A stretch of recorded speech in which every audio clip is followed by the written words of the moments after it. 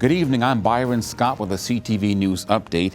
Exactly 1 week after the mass shooting at the 4th of July parade in Illinois, the Biden administration celebrates the passing of a new federal gun control law.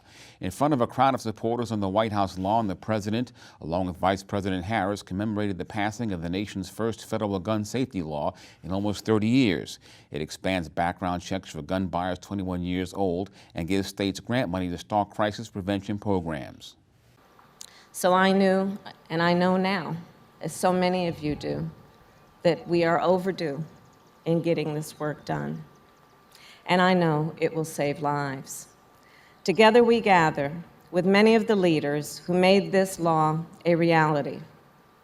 To the friends and family members of the victims of gun violence, in the face of so much pain, you have shown incredible strength. And it is a profound honor to stand with you today.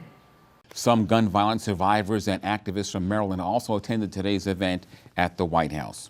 Well, it is day 5 of early voting in Maryland. Election officials say they're hoping for greater turnout as balloting continues.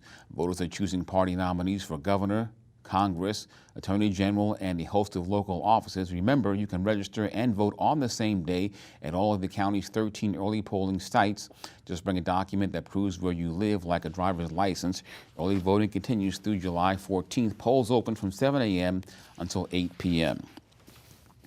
Well, as we reported last week, a new super PAC in Prince George's called Jobs First PAC is formed in the county. Campaign brochures are being sent to residents, and signs are posted along polling sites insinuating that the group has widespread support from an array of Democratic candidates, even though some have never received money from the group and have no connections to the PAC. Councilmember Tom Denoga says the group, which is run by developers and business leaders, has launched a campaign to defeat Eric Olson, who was campaigning to get his old seat back in District 3. He's not pro-development enough. He's very pro-development in smart growth areas, particularly along the Route 1 College Park corridor, around College Park Metro and other metros in District 3, New Carrollton. But he has been against certain projects. Like, for example, the Whole Foods. It was a 40-acre piece of woods, one of the only large wooded areas in the county inside the Beltway, and they wanted to build 1,000 apartments in addition to the Whole Foods, and the community by and large was against it. So he did not fully support that. So the message is he's against everything, which is completely distorted, because he's supported more development than he's opposed, but he's selective depending on what his constituents think is appropriate for their community. What's wrong with that? Well, if you're a developer, there's everything wrong with listening to the community. Developers are prohibited from making direct contributions to council members. The Jobs First PAC has raised about $90,000. Its biggest donors are developers with large holdings in the county. Well, be careful with those buy now, pay later plans. The Maryland Attorney General's office says those installment plans can rack up debt and cause other financial problems. The plans usually offer little to no interest and allow consumers to purchase products they might not normally be able to afford. The most common installment credit is used for big ticket purchases like major appliances, cars, and furniture.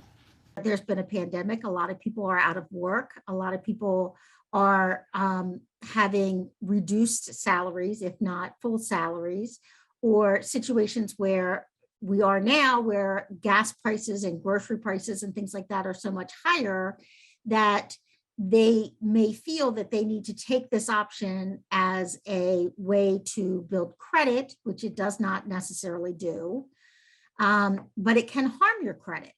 Because if you don't make all the payments and you end up making the full payment late, not only do you have all the interest, but you also have the impact on your credit report where it says that late payments were made. Consumers who have problems with creditors can call the Consumer Protection Division at 410-528-8662 Monday through Friday between 10 and 2 p.m. Well, Montgomery County Police need your help in identifying a man stealing money from seniors in what's being called a grandparent scam. Police are looking for this man on your screen. Authorities have received several reports about a scheme targeting seniors that occurred between May 31st and June 3rd.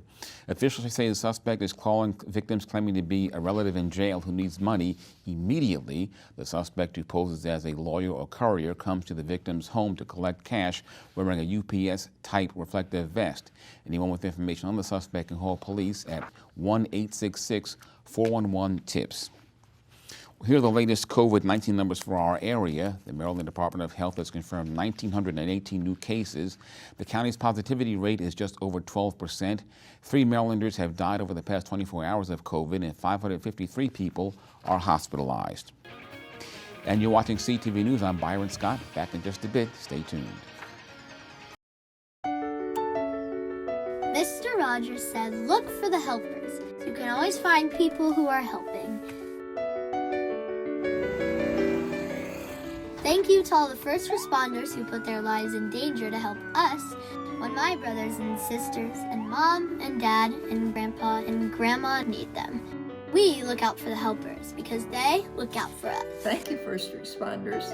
You know, there's a rewarding feeling you get when you do like, hey man, I just, with me and we carried a lady out of a fire, This is what I signed up for as a first responder, and this is what I love to do. And I'm going to continue going to work day in and day out and providing help to those that need it.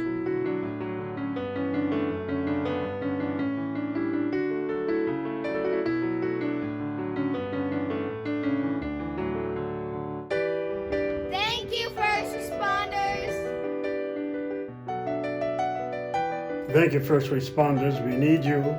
And we wanted to let you know how much we appreciate you. Thank you, first responders.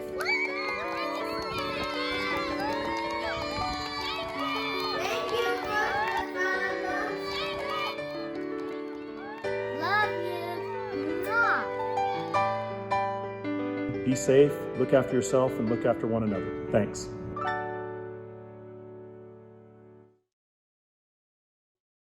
Welcome back. Prince George's County Police need your help in locating a missing person.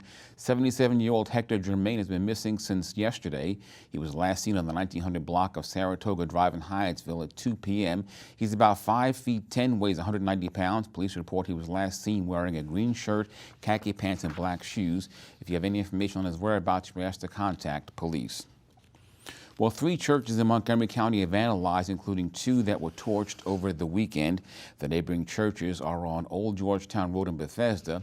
The fire alarm system at St. Jane Francis de Chantal Catholic Church went off just before 2 a.m. on Sunday.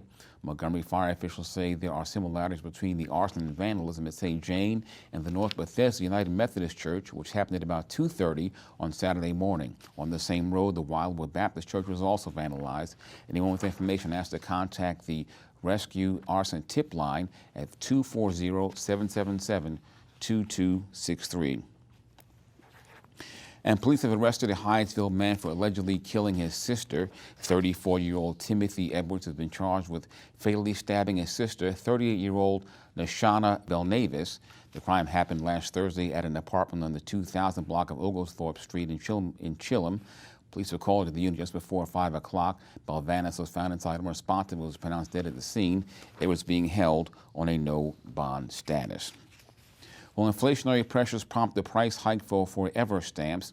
The U.S. Postal Service has increased the price for Forever stamps by 2 cents. They now cost 60 cents. Domestic postcards are up by 4 cents, and mailing a 1-ounce international letter now costs an extra 10 cents. And still to come, CTV's Gina Barty continues her tour of restaurants in Prince George's County. Stay with us. If I could be you, and you could be me for just 1 hour. If we could find a way to get inside each other's minds. If you could see you through my eyes instead of your ego, I believe you'd be surprised to see that you've been blind. Walk a mile in my shoes. Walk a mile in my shoes. Yeah, before you abuse, criticize and accuse. Walk a mile in my shoes. Walk a mile in my shoes. Well, before you abuse, criticize and accuse. Walk a mile in my shoes. Welcome back. The State Department of Assessments and Taxation has good news for thousands of small businesses in Maryland. The state today announced that House Bill 268 is now in effect. The legislation raises the personal property assessment for all businesses in Maryland from $2,500 to $20,000. That means 42,000 of the state's smallest businesses will not have to pay taxes on $55 million in assessment. And looking for new places to dine this summer? CTV's Gina Barty continues her restaurant tour at Upper Marlboro at a place famous for its soul and seafood cuisine.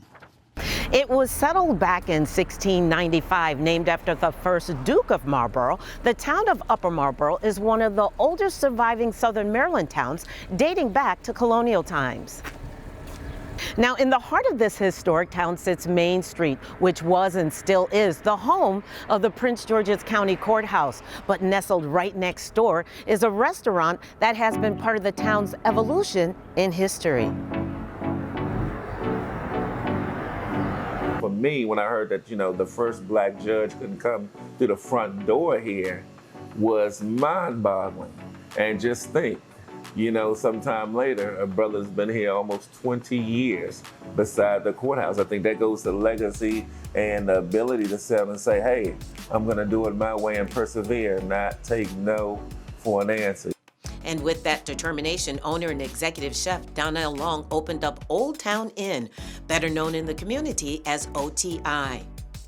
Well, what started me on my journey to start Old Town Inn is I was in the Boulevard, I had a restaurant in the Boulevard. One of the lawyers in the area told me about this particular location. At the time I was working on a spot in New Carrollton. I really wasn't interested. The deal fell through in New Carrollton. I came back that day as almost fate had it. They got evicted that very day that I called and inquired about it. Raised the money, and it was just a perfect situation. Like many restaurateurs, his beginnings started at the ground level, grinding and building his culinary skills. Well, I got an associate's degree from Washington Culinary School, so that's my background. I went to in DuPont Circle. And then you just do your dues from restaurant to restaurant, working your way up through the ranks, getting, promoted, from line cook, sous chef, to chef, kitchen manager, executive chef. So you just put your dues in from going from restaurant to restaurant. Now the kitchen stays busy with a menu full of soulful and seafood dishes. Some of Old Town Inn's signature dishes would be our stuffed salmon. Everyone comes and raves about that.